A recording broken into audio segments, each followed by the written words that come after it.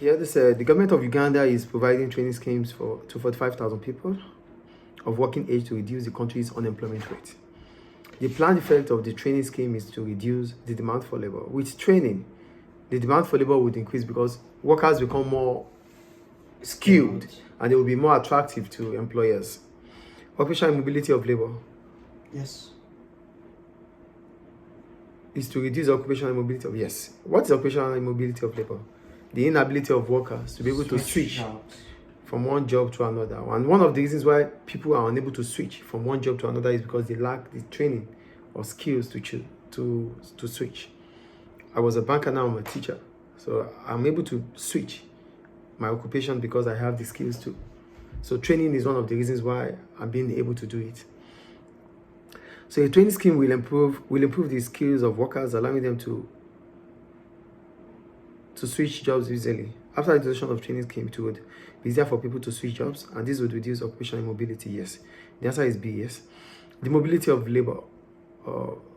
It cannot reduce the mobility of labor. It will increase mobility of labor. And when we talk about mobility of labor, it's about occupational mobility and geographical mobility. Okay, so and it will not reduce the elasticity of supply of labor. It would rather increase it, because as soon as workers become trained and skilled, they will be willing to work, and that would increase the supply of labor. So I think mobility is clear. So for mobility of labor, it simply means the ability of workers to be able to switch from one job to another or to move from one location to another. That is mobility of labor. Geographical is the ability of workers to be able to move from one location to another for job. Geographical mobility of labor. And for occupational mobility of labor, the ability of workers to be able to switch from one job to another.